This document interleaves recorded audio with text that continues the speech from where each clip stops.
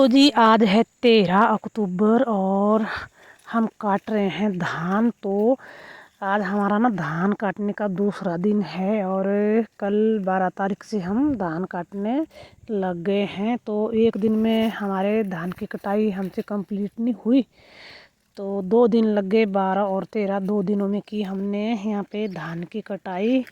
एक तो ये खेत हमारे दूर है ना हमारे घर से, तो आने जाने को ही काफ़ी टाइम लगता है, नहीं तो एक दिन में ही कटाई हो जानी थी। तो दूर होने की वजह से हमारे 2 दिन लग गए।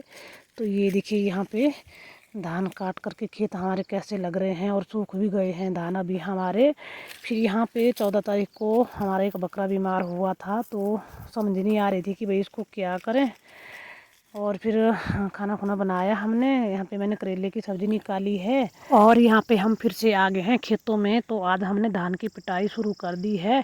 2 दिन रेस्ट मिल गया था इनको, तो 2 दिन हमने घास की कटाई कर ली। उतने को हमारे धान भी सूख गए थे बढ़िया खेतों में। तो यहाँ पे हमने धान इकट्ठे किए। पहले तो इनको बांधा नहीं है अभी, मतलब इनके पुल्ले नहीं बांधे हैं, ऐसे खुले ही करके रखा है इनको। और थोड़े थोड़े ऐसे इनको पिटाई कर रहे हैं। मतलब इस तरह से मुझे आसान काम लगा, नहीं तो पहले पुल्ले बांधते थे ना तो उसको टाइम लगता था, मतलब पूरा पूरा दिन तो पुल्ले बांधने में ही लग जाता था। इस तरह से काम हमारा जल्दी हुआ कि भाई थोड़े थोड़े धान मुट्ठी में लिए, मतलब खुले ही, और इनकी पिटाई की। पिटाई करने के बाद इनका बड़ा सा पुल्ला बांधा। तो बहुत ही आसान काम लगा मुझे इस तरह से, और जल्दी भी हो रहा है इस तरह से, ऐसे लगा मुझे। तो जल्दी तो चलो क्या है, भी दूर का काम है हमारा, तो टाइम तो हमारे लगता है क्योंकि हमें ना दूर से आना जाना होता है। आने जाने को टाइम काफ़ी लग जाता है हमारा। घर में भी साथ में पशुओं का काम भी होता है। तो फिर यहाँ पे साथ साथ में मैं अपने धान की पुनाई भी करने लग गई हूँ। और यहाँ पे हरदीप भी आ गया है यहाँ पे साथ साथ में। आज तो आज हो गई है जी 17 तारीख हो गई है आज। तो 3-4 दिन लग गए हमारे खेतों में जी। हमारे दो दिन तो लग गए हमारे कटाई करने को ही। फिर एक दिन रेस्ट दिया बीच में, फिर आ गए फिर से यहाँ पे। तो पिटाई करने को भी आ गए, तो यहाँ पे पिटाई करने को भी हमारे लग गए जी। 3 दिन हमारे धान की पिटाई करने को लग गए। तो यहाँ पे ना थोड़ी थोड़ी हवा चली थी, मतलब खेतों में वैसे भी हवा चलती है। तो मैंने बोला कि चलो थोड़ी थोड़ी पुनाई भी कर ही देती हूँ, क्योंकि धान में ना काफ़ी कचरा होता है। खाली धान भी बहुत होते हैं जिनमें कि मतलब दाना नहीं होता है, खाली होते हैं ना, तो वो भाई वहीं पे ही निकाल देंगे खेतों में। ऐसा सोचा हमने, बड़े बड़े निकाल देंगे, बाकी फिर बढ़िया से तो घर में साफ़ करेंगे पंखे से इनको। तो तब यहाँ पे अभी मैं इनकी पुनाई करने लग गई हूँ। और आज हम 3 लोग हैं ना, तो आज हमारा काम भी थोड़ा जल्दी हो रहा है और थोड़ा ज़्यादा भी निकल जाएगा भाई आज हमारा काम। फिर बीच में हो गई जी दिवाली। यहाँ पे दिवाली की मिठाई खा लीजिए।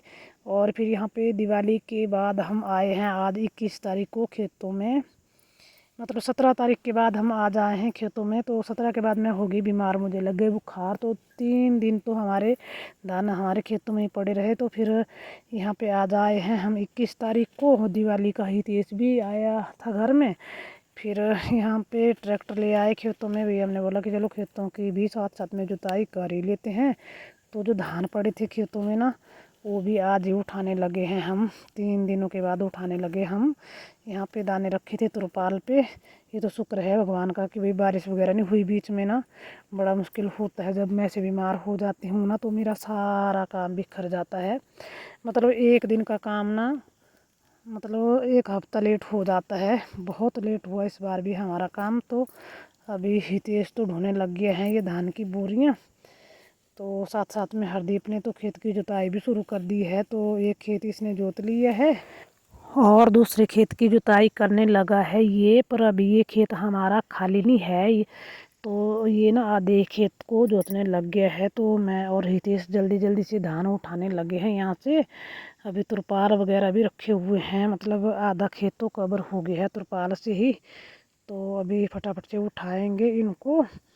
और कई कई खेतों में तो अभी धान काटने को रह गए हैं हमारे गांव वालों के, क्योंकि ये धान अभी हरे हैं।